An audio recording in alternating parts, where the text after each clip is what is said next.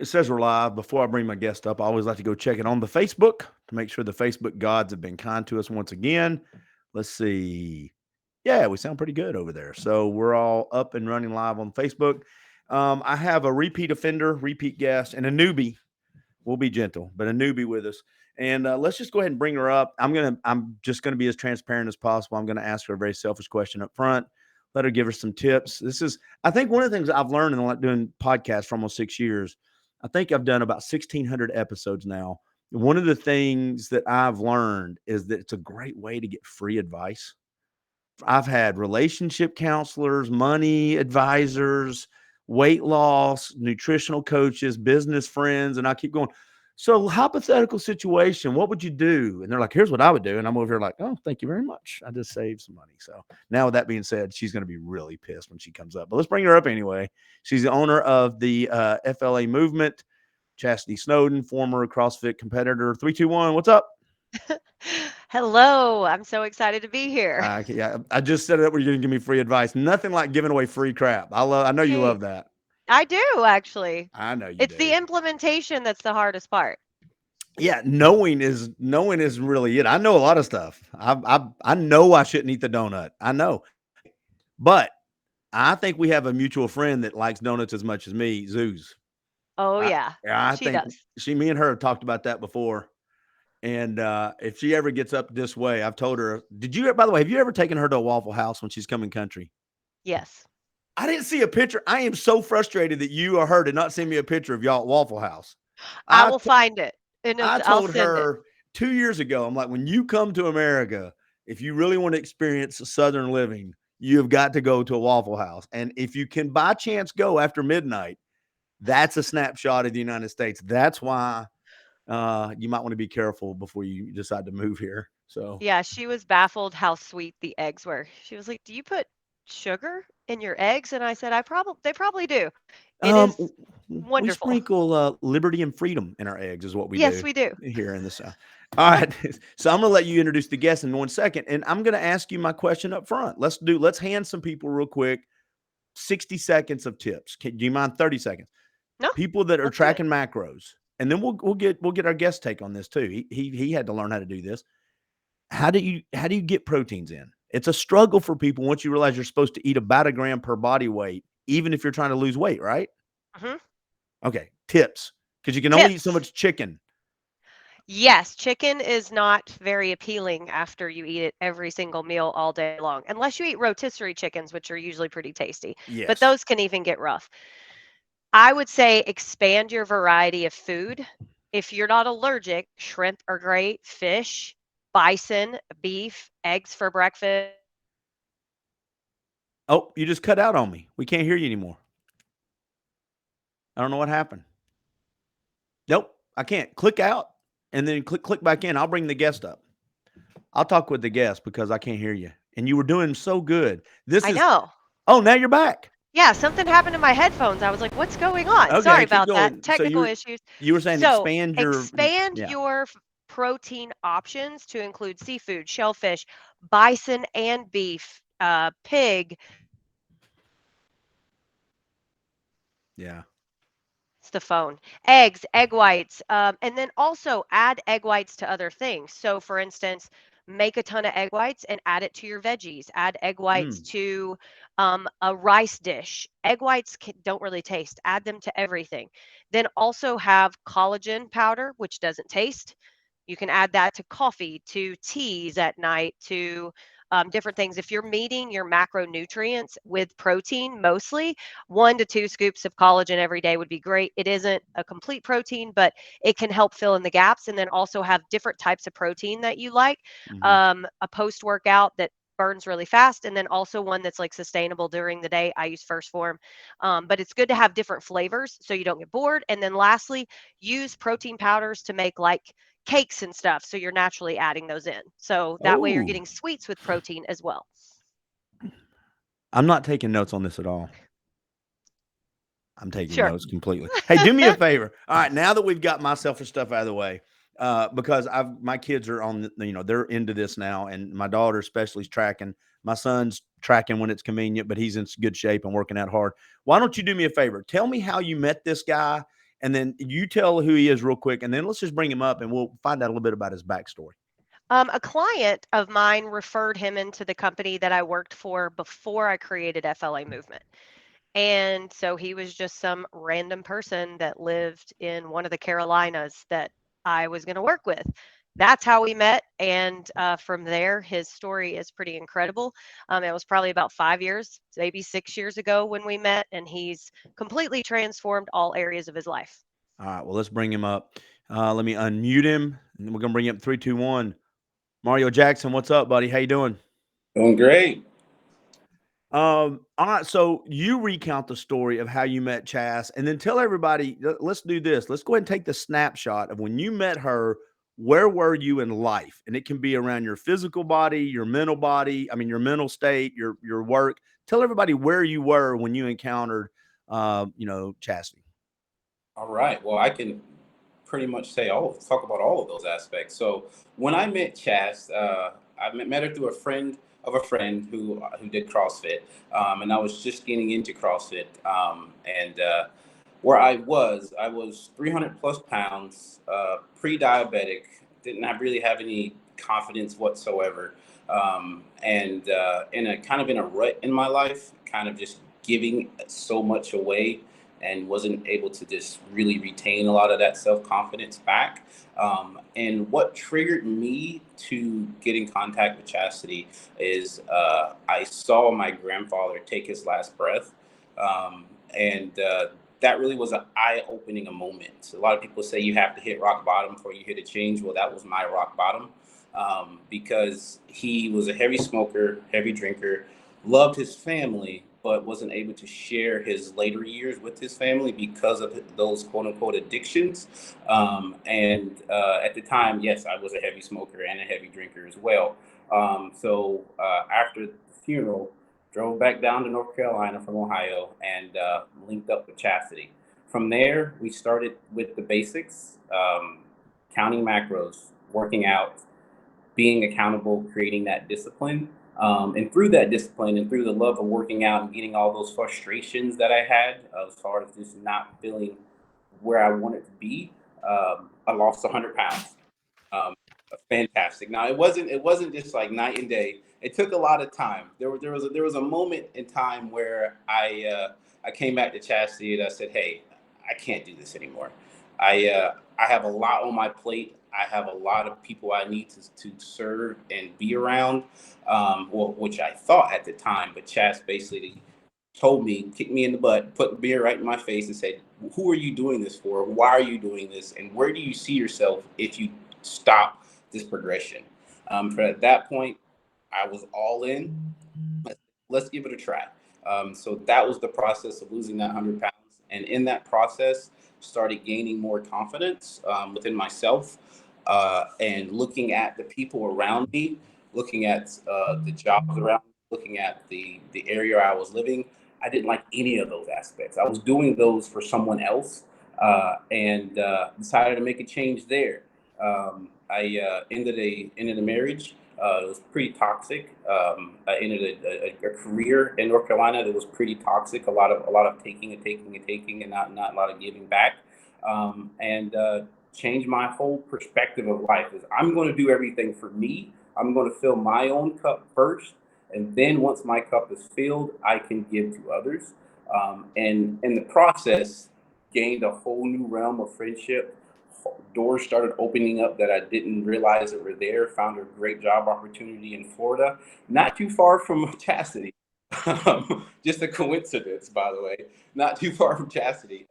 And I moved down here, met a wonderful individual who's soon to be my wife in November, Thanksgiving. And we also have a beautiful 6-month-old child. And with all of that, I just say creating that discipline of just simply just tracking food and having the accountability for myself, I just used that into all my other aspects of life. So when I was looking for a partner, like this is what I want. And if you didn't fit that quote unquote diagram, I'm not going to settle, and I'm gonna keep moving towards the person I need to be. And for a job, this is what I want. I'm not going to settle, and I'm going to look at other career aspects that can give me the freedom that I want to give back, because I'm also a coach with Chastity as well. Well, I'm gonna say a couple things, and then Chastity, I'll hand it off to you to kind of fill in some gaps on this. But I love the story, and some people start their life, that paradigm shift, those light bulb moments around their health and their physical. Some it's around financial. Some people hit financial rock bottom, and they go, you know what, I'm not doing this anymore. And the principles they learn to discipline their finances translates into other aspects. They become healthier then because of that. Some people, it's around relationships, and then some people, it's around their food and their health. And the reason I love these stories is you never know where your aha moments are going to come from. But once you start developing confidence in one area, it's amazing how infectious it is in other areas. And I love the idea of filling your cup first. And at first, if I were to cut that sentence off you said in half, it would sound like a selfish person. You think about it. I'm filling my cup up first. If that's the period and the end of the sentence, everybody goes, well, that guy's kind of an asshole. I don't know if I want to be around it. But the other part of that is, so I then can pour into other people. It's almost like we forget that if my box is empty and I say, go get something out of that box you need, and there's nothing left in there for you, then I'm not doing you any favors. Sometimes you got to bootstrap it, but sometimes you really have to be sure of, not only am I there for people, but am I there like they need me to be? And if you're not, then it's really a shell game. You're just living a facade, drinking and smoking and eating and nothing. And that's what I did. That's what everybody hides behind something. So Chassie, tell me, when you met him, you saw the state he was in as far as his life. Is it a real simple process for you? Everybody you meet starts in the same place, the basics. Pretty much, yes. I mean, it's simple in that there are basics, but it's not simple in that each person needs to start with a different part of the basics. Some people can't log macros. Some people Ah, can't change their water because of whatever reason they're addicted to Coke.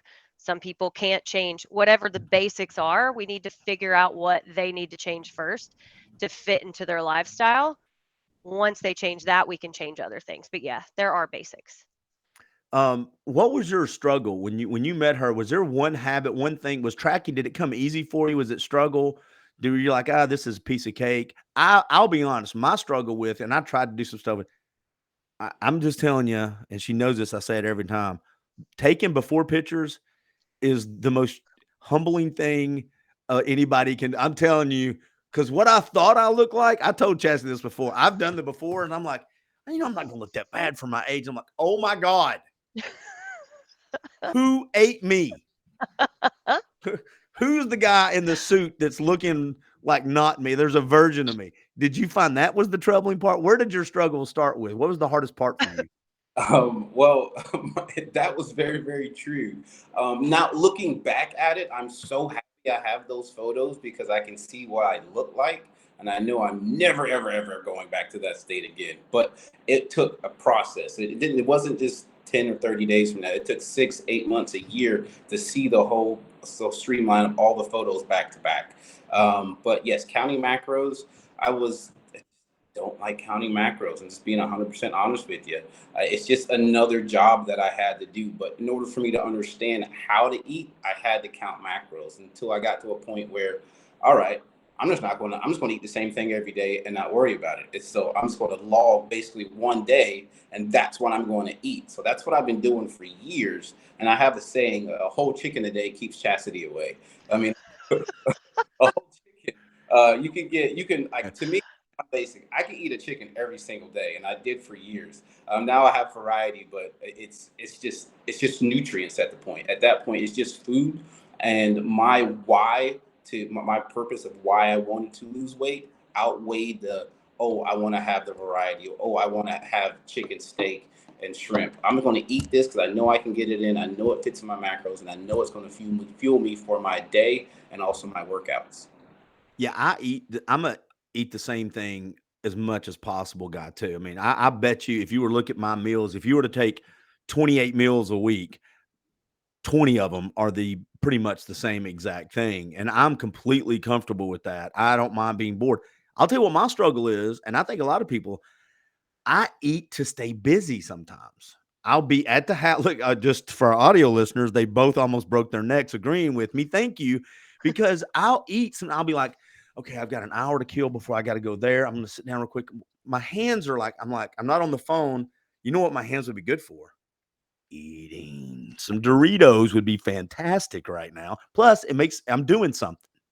Mm-hmm. Did you find yourself doing the same thing? Oh yeah, and what I did was it's probably a guy thing, but I didn't have anything in the refrigerator. Literally nothing in the refrigerator. I had water and like some condiments. So if I walked to the refrigerator and opened it, there's nothing in there for me to snack on. I Mm-hmm. had I had my food I was going to eat for the day. The grocery store was walking distance. I just walked to the grocery store, bought it that morning, ate all that, and bought it the next day. I just try to keep it as simple as possible because most people, if you really look at what they track, especially in the beginning, most people are creature of habit. You're going to eat the same stuff over and over and over again. Our idea is, okay, let's eat the same stuff over and over again. Let's just eat healthier items, healthier options, so you can fill in those gaps.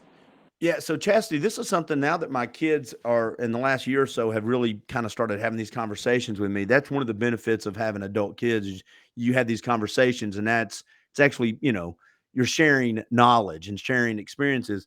How hard it is to find, and I'm going to use air quote, fast food type health food, if that makes sense. If you're busy, this is why I know you practice or teach, kind of preparing your meals for the week, which I struggle with. I did it for years fine, but mine was a hamburger patty and an apple and a grilled chicken patty and a banana. That's all I ate. That was simple for me. I didn't need any of the other stuff, but it's hard to find healthy alternatives if you don't know how to piece together the macros like my daughter's learning and like you guys have learned. Now you can walk into a restaurant and you can kind of piece together what you need by looking at a menu most of the time. Am I right on that or am I wrong on that? Because it's hard to find healthy options without going to a sit down meal, which people don't have time for all the time. It depends. Gas stations like Wendy's, Chick-fil-A, Taco Bell, I mean, they have options, but you really have to look for it and really have to understand the nutrients. I mean, for gas stations, for example, you have beef jerky, you have deli meats, you have cheeses, you have protein shakes, you have other items outside of the whole carb list that's normally in the aisles. Like you go to Taco Bell, you can get a chicken, a grilled chicken taco with lettuce, cheese, and tomato. I mean, you can have healthier options. You just have to look for them. And once you find them, they're pretty much go-to. You just drive right past the McDonald's or you drive right past the Burger King. Not saying that they don't have healthy options. I just saying I found healthier options in other fast food places. I would agree with that. Like it just, and also you develop the skill of finding the options that are quote unquote healthier for you by logging food.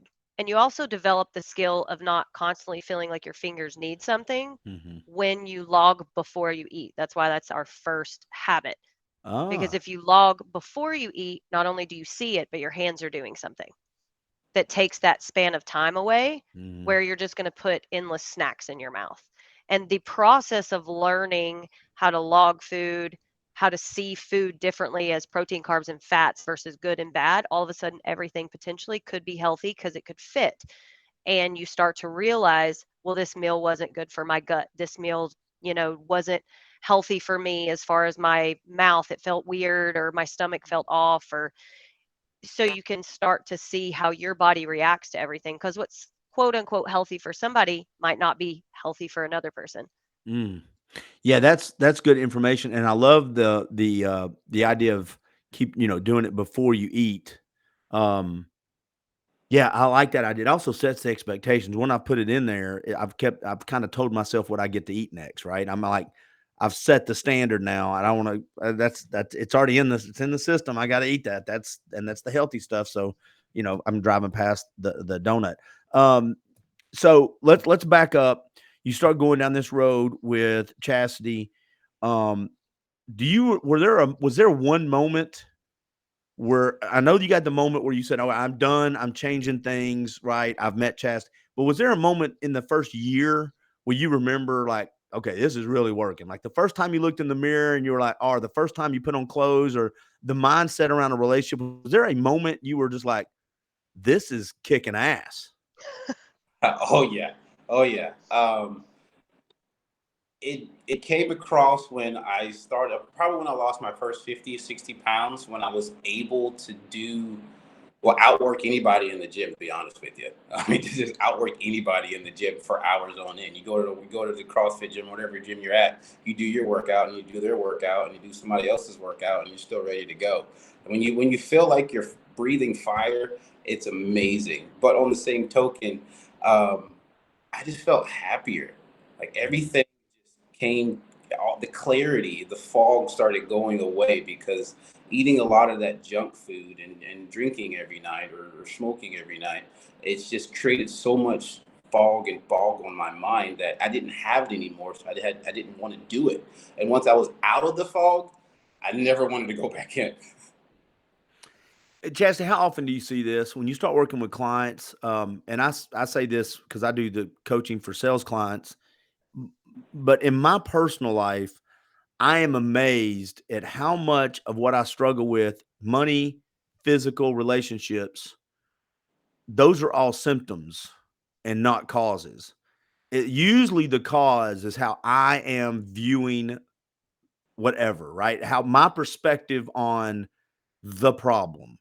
And it may manifest itself in different ways, but how often do you get this experience with clients? It may not be as drastic as 100 pounds and a move across the country. It may not be that, but it's those moments of, yeah, I've lost 25 or 30 pounds and I've also started saving money. And now me and my husband or wife are on better terms, all because they've cleared the mental baggage out of the way, not just the refrigerator.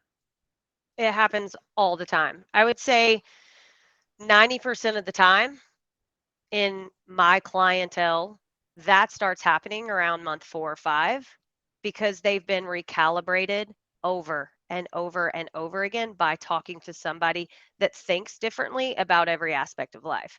So they may say something, and because they have 24-hour access to a coach, they say something and we tweak it. They say something, we offer silver linings. They say something and whether it's about their family or their finances, we always have a way of twisting it to see there's something else better out there. You can literally do anything you want.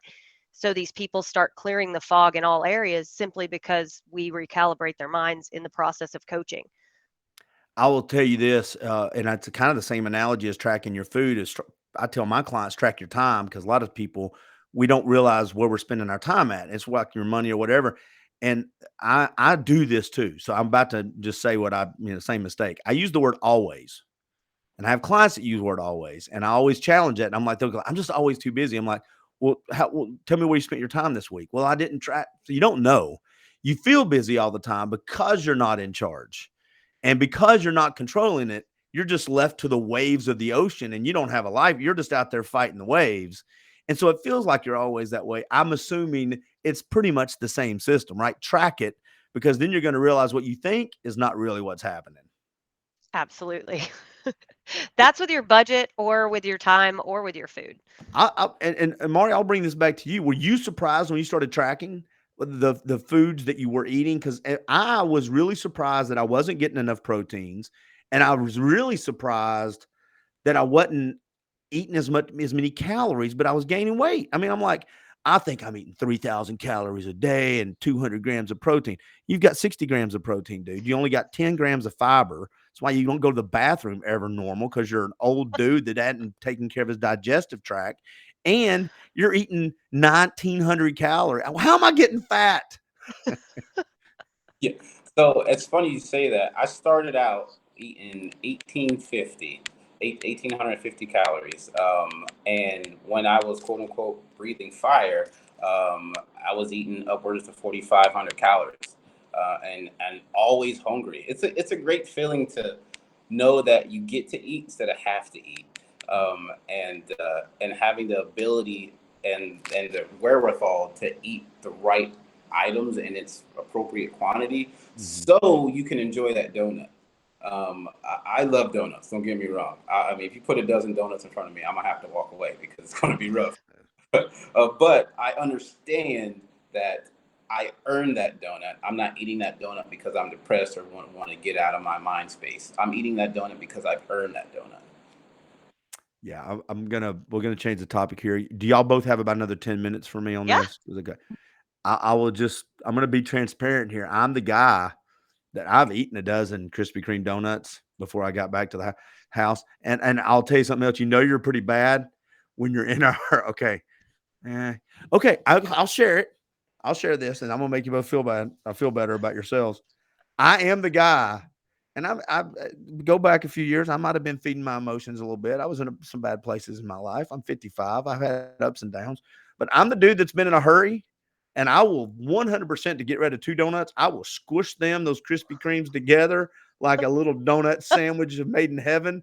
And I will eat that and walk out the door because I don't want to leave one good donut. It's going to be stale by the time I get home. So I'm going to go ahead. So if you do walk by the dozen donuts, take me with you. That's all I'm saying. I need somebody to grab my little pasty albino hand and pull me along. Come with me, sir. Get away from the donuts. All right. So you've gone down this journey. You lost over 100 pounds. Let's talk a little bit about where you are right now. Not only a move, you got a better job. You're in a great relationship. You got a newborn. Congratulations. Enjoy the ride. That's a fantastic thing. But you're now turning around and helping other people. Am I right on that? That is 100% correct. I have a number of clients who I share my experiences with, and I'm very grateful that I'm able to go through what I've been through because I can relate directly to the moments in time that they're in, and I can show them the light at the end of the tunnel. I mean, so the point of them struggling at this point is so worth it because you can see the opportunities on the other side of the door. Because I've been in that exact situation. Yeah, it's going to be hard when you're talking to somebody like you, and Chastity has her own experiences. You said it a little bit ago. Rock bottom's rock bottom. Whether it's your rock bottom or Chastity's or mine, we all get there where we're in a room by ourselves. A figurative room, but we're the only person in there is me, myself, and I. And you have to start asking yourself some hard questions. And I would imagine that when you have your clients come on and they start sharing those rock bottom moments with you, it's not a moment of judgment. It's a moment of, oh, dude, I've been in that room.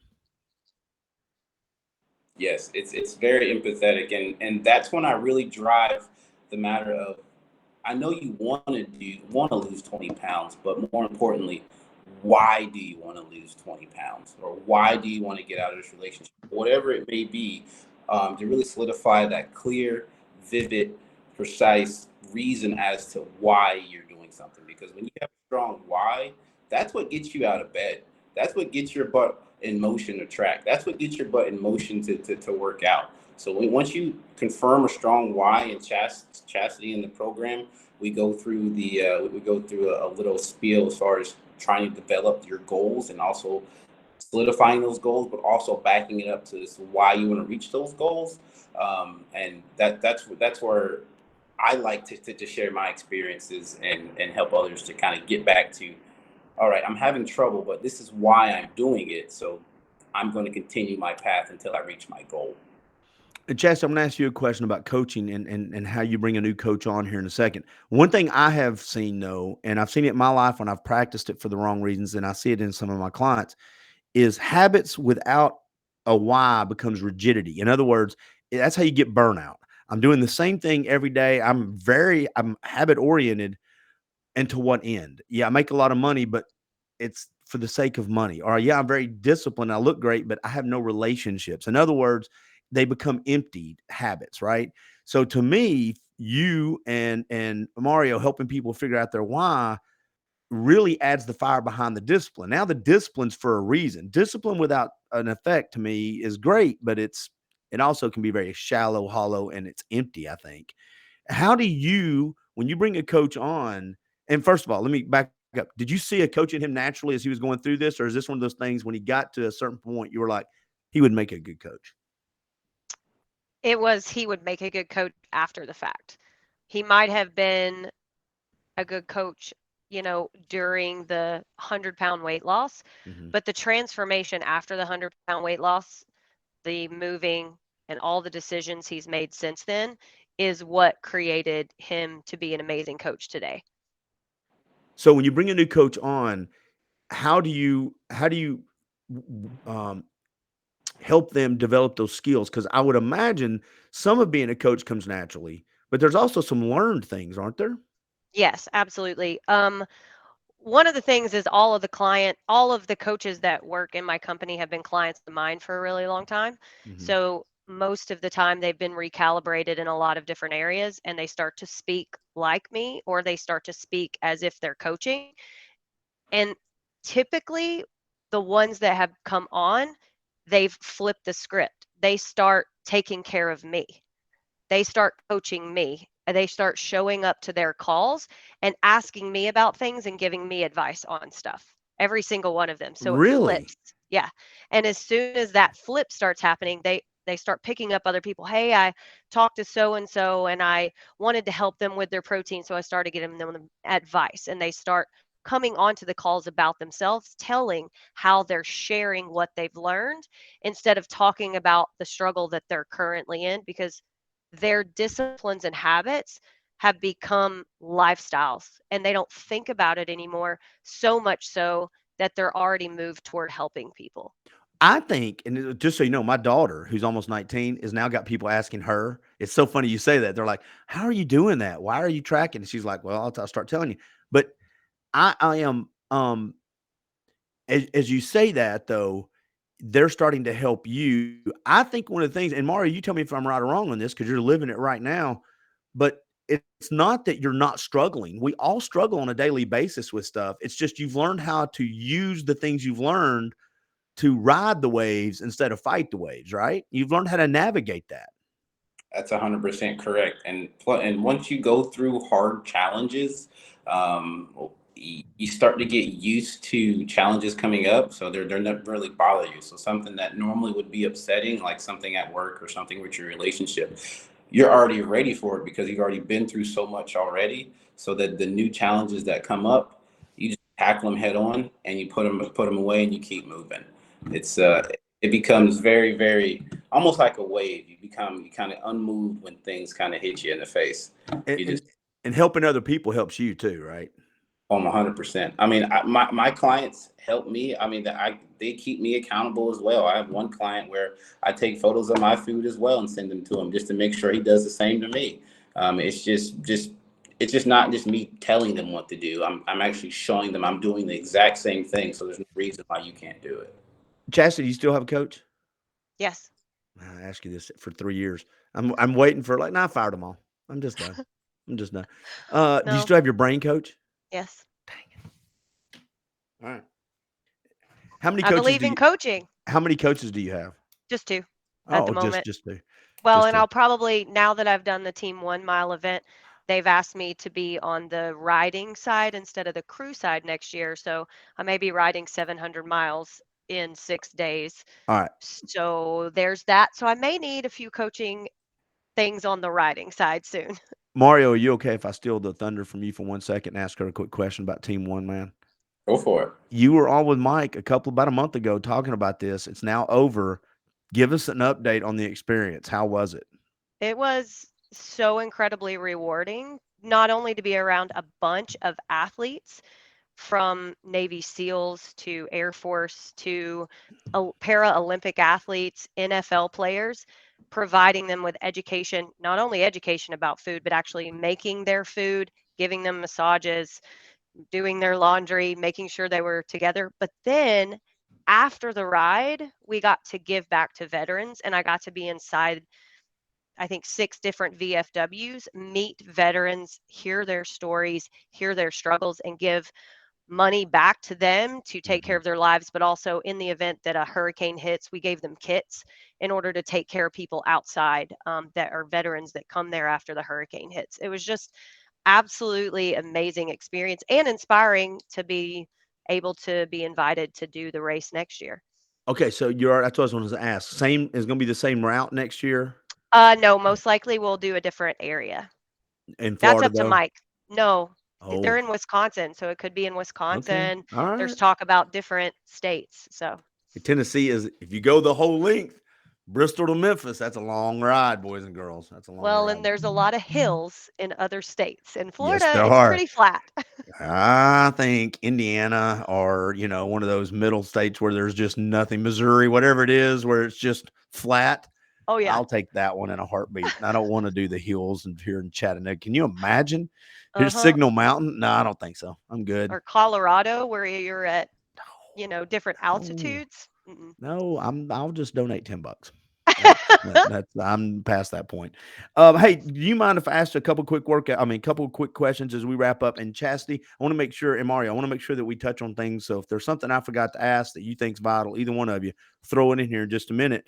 But let's do this. What's your favorite exercise working out? What's your favorite one, Mario? What do you like to do? You go to the gym. What's the one exercise that you like to do? What's the one workout episode you like to do? Well, now my go-to is 100 pull-ups, 100 bench presses at 135. That is what I like to do now. Explain that to me at 135. What does that mean? 135 pounds. Okay. Yeah. Okay. So I normally do 10 sets of 10 or do max sets or whatever it may be, but I like to run as well. I got a half marathon that I'm trying to entice Chas to do in November. Okay. Probably November 4th. So I'm training for that as well. But it's kind of weird. I take all that back. Well, I don't take it back, but I used to work out just to move, and now I kind of realize I just like to move. I move to meditate. That's my time just to relax. Even though you're sweating and everything, but I'm still relaxed, and able just to clear my mind. So I just like to just do anything that involves movement for an hour and a half, and I'm happy. That's what I've told Chastity this 1,000 times, that hitting the heavy bag to me that's my therapy. And only God knows if it's sweat or tears, man. And depending on what you're going through. And that's my favorite thing. If I ever get a t-shirt company, it's going to have a heavy bag on it with gloves. And it's going to say, only God knows if it's sweat or tears. That is cheap therapy for me. All right. Is your handstand stuff still your favorite thing to do, Chastity? I was going to say anything with shoulders, Yeah. handstands or shoulder presses. And then I'm searching for my new favorite thing, which may become biking if I do that next year. Good for you. What's your least favorite, Mario? You walk in and I got to do this today. Do you look at anything and go, this is bull crap. This is made by the devil? Thrusters. Thrusters. See, mine's jump rope. I love jump rope, but that's the devil's snake right there, man. I enjoyed the devil's snake and the devil's bicycle, the assault bike. I love those things. I've even bought one. I have one in the garage. I jump on it when I can't run. Oh, I love jumping rope. It's great cardio, but at the end, I hate everything about it. But it's so good, and you sweat. Here, I would challenge anybody that says, and both of you guys and girls will know y'all can confirm this. If anybody says I'm in great shape, here's a jump rope. Talk to you in 5 minutes. Uh-huh. You tell me. That's like the Jacob's ladder. Anybody goes, I'm in great shape. Here's a Jacob's ladder. I'll see you in 3 minutes. Let me know how you feel. We'll figure that out. All right. What's your favorite dessert? Your favorite cheat snack? Ooh, right now my favorite cheat snack is mango flavored Italian ice. It's 100 calories and it's just good. It takes like 15-20 minutes to eat, unlike a donut takes 30 seconds. So it takes time for me to eat it, and it's just delicious. Chastity, you got a new one? You're going to be so happy about this because at our excursion, there was a Krispy Kreme next to it, and I sat and marinated and ate that Krispy Kreme donut really slowly, which I suggest when you eat something super sweet, eat it really slow. Eat a bunch of them real fast. It hits you in like 30 minutes. You're like, and I'm done. Yes.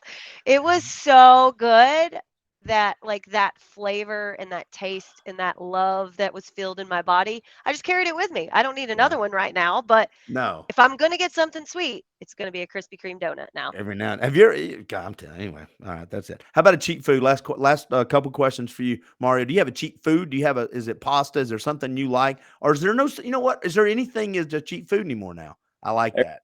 Everything's on the table. There's cheat food. I mean, there's no such thing as good or bad food. It just doesn't fit your macros for the day. I mean, I'm not going to eat a donut when I know I only have 40 grams of carbs left or whatever. I'm going to eat something. How about a habit? Do you have a habit you struggle with and one that you're really good at comes easy? I have asked everybody that's come on with Chastity this one, whether it's sleep, water, tracking, exercise. Do you have one habit that you go, that's my Achilles heel? Oh my goodness. My Achilles heel is sleep. especially with the 6-month-old right now. Sleep. Man, if I could go to sleep right now, but Are you a coffee drinker?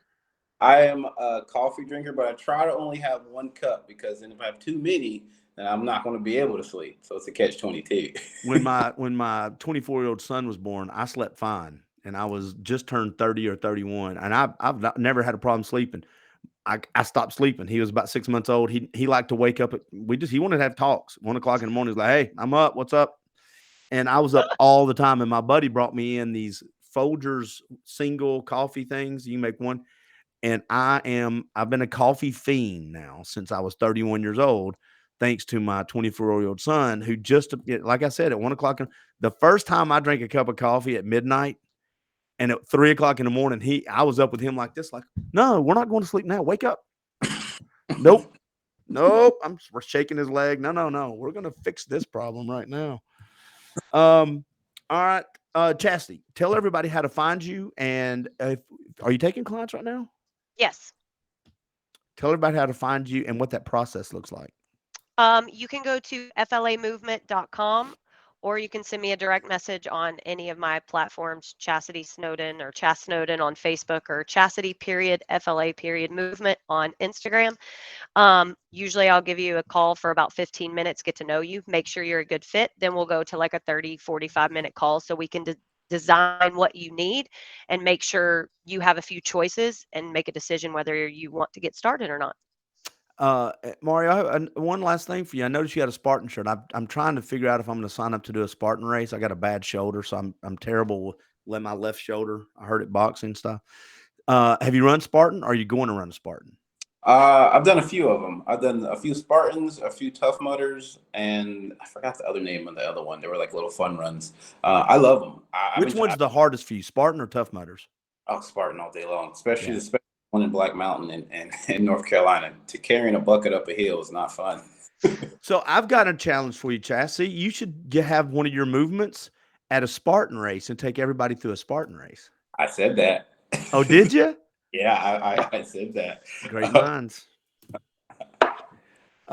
Thank you both for jumping on. I encourage everybody to check out the website, check out your social media content. And if you're looking for a place to have some light bulb moments and you're thinking maybe it could start around my health, not my weight, but my health, then that might be a good place to start, is with Chastity Snowden. And who knows, you may end up with Mario as your coach. That'd be pretty cool too. Hey, it's a great story, Mario. Thank you very much for jumping on. Thank you. Yeah. Thank you, Chastity Snowden. Thank you. Your head feeling better? Yes, feeling great. That's awesome. That's fantastic. All right. Bye, everybody. Bye.